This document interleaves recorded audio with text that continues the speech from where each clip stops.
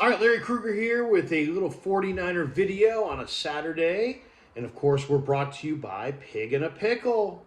They sponsor the Krug Show. Hope you like the Krug Show t shirt. You can order them on YouTube as well. Just go to the store and you can buy a number of t shirts supporting the Krug Show. But thanks to Pig in a Pickle for being the title sponsor of the Krug Show. Check them out in Emeryville and Corte Madera. Two locations are open 7 days a week in both spots from 11 a.m. until 8 p.m. or until they run out.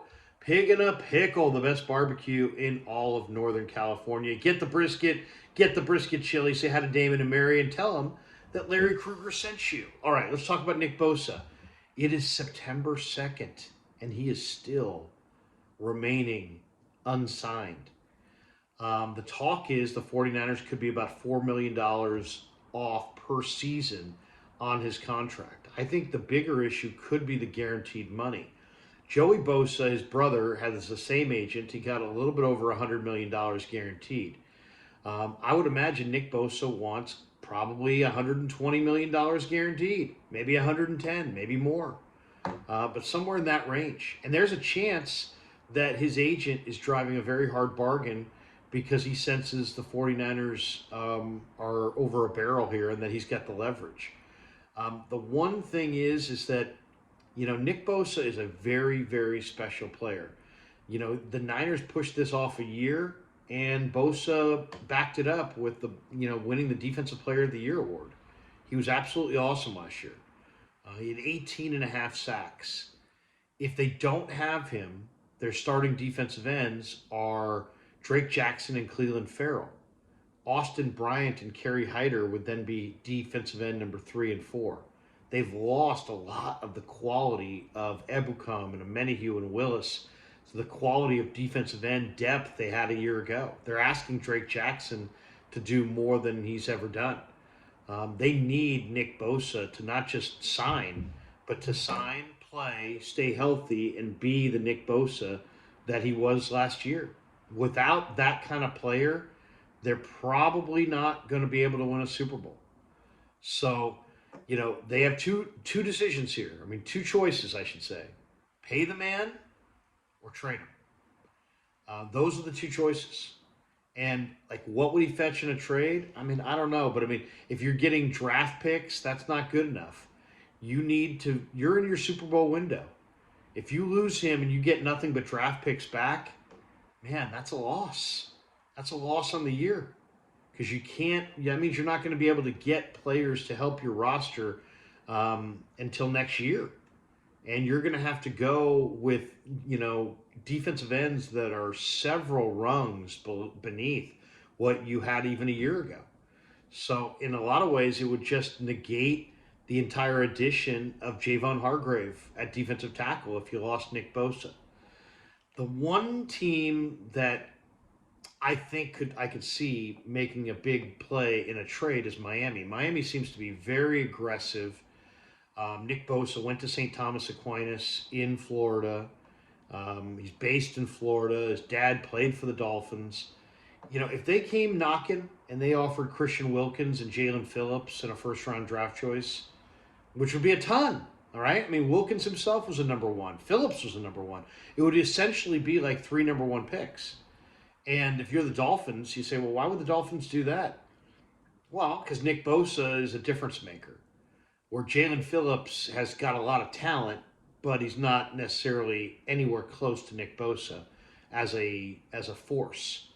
If they want Nick Bosa, I think that's the kind of deal that would make me go, I'll have to think about it. Christian Wilkins would give them another monster inside, and Jalen Phillips would give them a replacement for Bosa, and a number one pick would make the whole thing a little bit more palatable. But it still hurts your chances of winning the Super Bowl this year, I believe. You're still losing that special edge rusher that can win at will. You're losing a guy who commands double teams. The thing about it is, I've heard an old football scout say this, and I really do believe this. If you have a guy on your front seven, specifically your front four, that consistently draws double teams, do not trade him. I mean, that's the message. And if you go back and look at the Buckner deal, That's why that deal's a bad deal. Because they had a guy in DeForest Buckner who consistently commanded double teams on their front four, and they traded him. And they got a draft pick in Javon Kinlaw. And if Kinlaw, fulfilled the potential that he has, maybe it would have been an okay trade. But they traded a guy who they knew commanded consistent double teams on their front four for a question mark in Javon Kinlaw. And it hasn't worked out. And they missed DeForest Buckner so badly that this year they had to go replace him by signing Javon Hargrave. And that's really how they replaced Buckner. They wouldn't pay Buckner, and they got burned, and now they are paying Hargrave. So as far as Nick Bosa, the difference is supposedly $4 million. But I think it has a lot to do with the guaranteed money as well. But the reports are they're $4 million apart. Now that sounds like, you might be able to close that gap. Yeah, but really it's $4 million per year over the 5-year deal. So you're talking about being $20 million apart. You got to have this guy signed in the next couple days. Your options are sign him or trade him. And you just traded Trey Lance, and man, it would be awful PR to trade Nick Bosa. The fans would absolutely, be very, very critical of the front office. The 49ers would be being called cheap. Nick Bosa gambled on himself, and guess what? Nick Bosa won. He was the Defensive Player of the Year. He had 18.5 sacks. He showed that he was arguably a top 3 or 4 player in the entire league, regardless of position. So he gambled on himself, and he won. It's risky to pay a quarterback money. But at this point, this is where the Niners are. And I know Parag Love is a great negotiator for the teams on the team's behalf.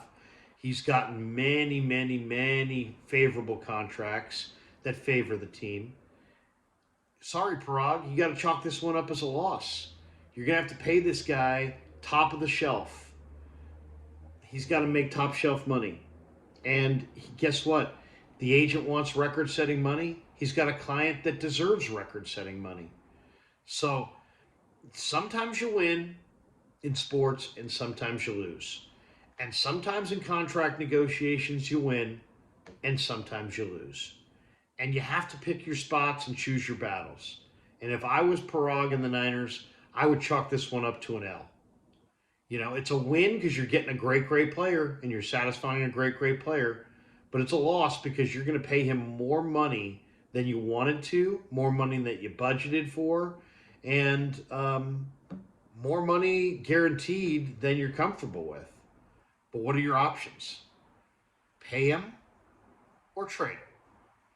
And if the Dolphins are knocking with Christian Wilkins, Jalen Phillips, and a number 1, I'd take that deal and get down the road. But who knows if that deal's out there? Odds are it isn't.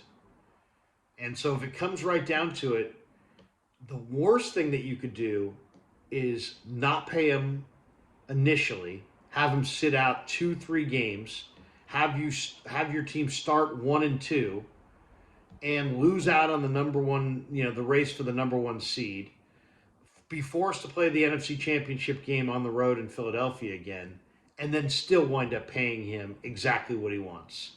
So if I'm Parag, I'm bringing this thing to a head in the next 24 hours. This is where we're going. This is what we're offering. Let's get it done. And if it can't get done, then John Lynch may have to do what I know he doesn't want to do. And that's call up the Miami Dolphins and say, will you take Nick Bosa for Christian Wilkins, Jalen Phillips, and a first-round pick?